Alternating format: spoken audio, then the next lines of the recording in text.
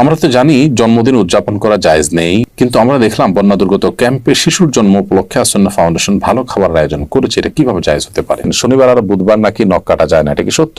ঘুমানোর জায়গায় নামাজ পড়লে নামাজ হবে কিনা? ভাদ্র মাসে মেয়ে বিয়ে দিলে অমঙ্গল হয় বলে গ্রামাঞ্চলে শোনা যায়, এটা কি সঠিক? আমাদের এলাকায় কিছু মানুষ বলে কবরে মাটি দিলে তিনি 3 মুষ্টি দিতে হবে, এর কম দেওয়া যাবে না, এটা কি ঠিক? 4 রাকাত নামাজ ভুলে 3 রাকাত পড়ে সালাম ফিরিয়ে ফেললে করণীয় কি? কোন মহিলা অন্তঃসত্ত্বা থাকা অবস্থায় তার কোন আত্মীয় মারা গেলে তাকে দেখতে দেওয়া হয় না, এতে নাকি মৃত ব্যক্তির কষ্ট হয়। আসলে কি অন্তঃসত্ত্বা অবস্থায় মৃত ব্যক্তিকে দেখার পরে নিষেধাজ্ঞা আছে? জোহরের সুন্নতের 3য় রাকাতে থাকা অবস্থায় জামাত শুরু হয়ে গেলে করণীয় কি? চলুন তাহলে আর বিলম্ব না করে আমরা প্রশ্নোত্তর আলোকিত প্রবেশ করি। আমাতুল্লাহ হাফেজ আপনি লিখেছেন শনিবার আর বুধবার নাকি নখ কাটা যায় না, এটা কি সত্য? নখ কাটার নির্দিষ্ট কোনো দিনক্ষণ নাই যে এই সময় নখ কাটতে হবে বা এই সময় নখ কাটা যাবে না। সারা সপ্তাহের যে কোনো সময় যে কোনো দিন রাতে দিনে আপনি নখ কাটতে পারবেন। শুক্রবার নখ কাটাকে কেউ কেউ মুস্তাহাব বলেছেন, কোন কোন সালাফের আমল রয়েছে। এর বাইরে আসলে এটাকে সুন্নাহ বা ওই দিনই কাটতে হবে এমন কোনো বাধ্যবাধকতা নেই, আর নিষেধাজ্ঞা তো কোনো দিনের জন্যই নাই। বিদায় শনিবার বুধবারে নখ কাটা যাবে না মর্মে কথা যদি কেউ বলে থাকেন, সেটি নিছকই কুসংস্কার এবং দলিলবিহীন একটি কথা। এমনি আমজাদ হোসেন আপনি লিখেছেন ঘুমানোর জায়গায় নামাজ পড়লে নামাজ হবে কিনা? যে জায়গাটা আপনি ঘুমিয়ে থাকেন বা শুয়ে থাকেন বা যেটা আপনার শোবার ঘর, শোয়ার জায়গা, সেখানে নামাজ পড়েছেন, যদি পবিত্র হয়, পাক হয়, নামাজ হয়ে যাবে, কোনো অসুবিধা নেই। তবে নামাজের যাতে মনোযোগ থাকে সেরকম জায়গা থাকা উচিত। ধরুন সেখানে ঘুমানোর জায়গা, সেখানে হয়তো কালারফুল না বিছানা টিছানা আছে, সেটা আপনার মনোযোগ নষ্ট হতে পারে। এরকম হলে সেখানে বিছানা বিছিয়ে নিবেন, জানামাজ বিছিয়ে নিবেন, বা এমন কিছু বিছিয়ে নিবেন যে আপনার মনোযোগকে নষ্ট না করে। এমডি মুস্তাফিজুর রহমান লিখেছেন তেলাওয়াতের সেজদার বিধান কি? যদি সেজদা না করা হয় তাহলে কি গুনাহ হবে? ভাই মুস্তাফিজুর রহমান, তেলাওয়াতের সেজদা দেওয়া ওয়াজিব। আপনি কোরআন কারীমের সেজদার যে আয়াতগুলোতে সেজদা বিষয়ক নির্দেশনা রয়েছে এবং তার পাশে সেজদা লেখা আছে, এগুলো তেলাওয়াত করলে আপনাকে সেজদা দিতে হবে। আর সেজদা যদি আপনি না করেন, যেহেতু ওয়াজিব, অতএব ওয়াজিব তরকের গুনাহ হবে। জান্নাতুল ফেরদাউস লিখেছেন কোন মহিলা অন্তঃসত্ত্বা থাকা অবস্থায় তার কোন আত্মীয় মারা গেলে তাকে দেখতে দেওয়া হয় না, এতে নাকি মৃত ব্যক্তির কষ্ট হয়। আসলে কি অন্তঃসত্ত্বা অবস্থায় মৃত ব্যক্তিকে দেখার পরে নিষেধাজ্ঞা আছে?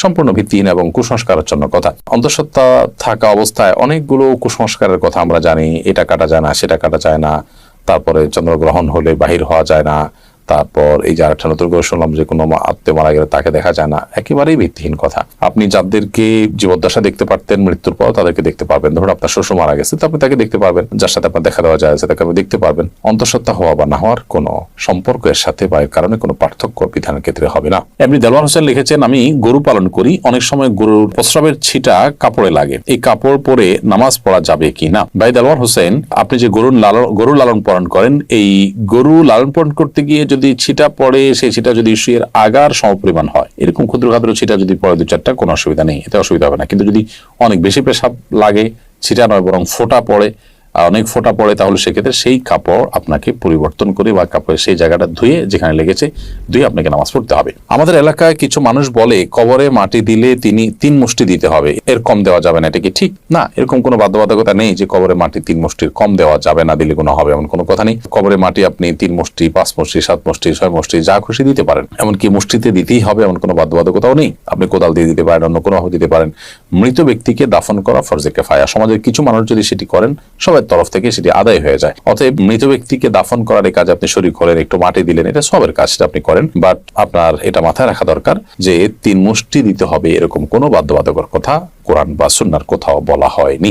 এমডি মুখলেসুর রহমান আপনি লিখেছেন 4 রাকাত নামাজ ভুলে 3 রাকাত পড়ে সালাম ফিরিয়ে ফেললে করণীয় কি? 4 রাকাত নামাজ যদি 3 রাকাত পড়ে সালাম ফিরিয়ে ফেলেন এবং সালাম ফেরানোর সাথে সাথে মনে পড়ে, তাহলে ওই অবস্থা আপনি দাঁড়িয়ে যাবেন, আরো 1 রাকাত যুক্ত করে তারপর শেষে সিজদায়ে সাহু দিবেন। ইনশাআল্লাহ তাতে আপনার সালাত আদায় হয়ে যাবে। যদি সালাম ফেরানোর পর কথাবার্তা বলেছেন, উঠা বসা করেছেন, বা সালাত ভঙ্গকারী কোনো কিছু হয়েছে, হাঁটাচলা করেছেন, এরপরে আপনার মনে পড়েছে, তাহলে ওই সালাত পুনরায় আপনাকে আদায় করতে হবে। অর্থাৎ হাঁটাচলা করেছেন, উঠা বসা করেছেন, কথাবার্তা বলেছেন, এরপর আবার 1 রাকাত প্লাস করে সিজদায়ে সাহু দিলে কিন্তু আর হবে না। 4 রাকাত সালাতকে 3 রাকাত আদায় করেছেন, করে সালাম ফেরানোর সাথে সাথে মনে পড়লো, বা সালাম ফিরিয়েছেন, কোনো সালাত ভঙ্গকারী আর কোনো কাজ করেননি, মনে পড়েছে, তাহলে তৎক্ষণাৎ তার সাথে আরো 1টি রাকাত যুক্ত করে সিজদায়ে সাহু দিবেন, সালাত হয়ে যাবে ইনশাআল্লাহ তাআলা।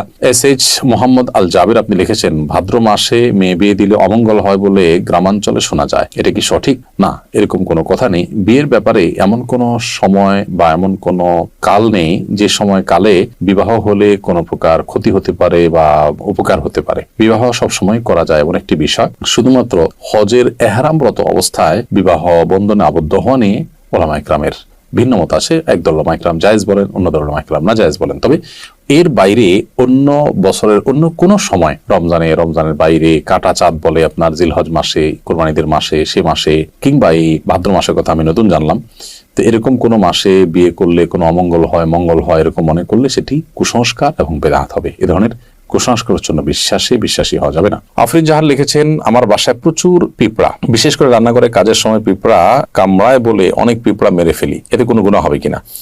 পিঁপড়া যদি আপনি মারেন এতে গুনাহ হবে না, কিন্তু আগুন দিয়ে পুড়িয়ে পিঁপড়া মারবেন না, এ ব্যাপারে নবী সাল্লাল্লাহু আলাইহি ওয়াসাল্লামের নিষেধাজ্ঞা রয়েছে। এর বাইরে আপনার পিঁপড়ার উপদ্রব থেকে বাঁচার জন্য আপনি সেটা মেরে ফেলতে পারেন। যে কোনো প্রাণী আমাদের যদি উপদ্রবের কারণ হয় তাহলে সেটা থেকে আত্মরক্ষার জন্য আমরা সেটি মারতে পারি, কিন্তু নির্মম ভাবে বা অপ্রয়োজনে কষ্ট দিয়ে তাকে তিলে তিলে শেষ করা বলতে যেটা বোঝানো হয় সেটা করা জায়েজ হবে না। জোহরের সুন্নতের তৃতীয় রাকাতে থাকা অবস্থায় জামাত শুরু হয়ে গেলে করণীয় কি? জোহরের সুন্নতের তৃতীয় রাকাতে আপনি আছেন, এমন অবস্থায় জামাত শুরু হয়ে গেলে আপনি আরেক রাকাতের সাথে প্লাস করবেন এবং তাড়াতাড়ি সেটা শেষ করে জামাতে শামিল হয়ে যাবেন।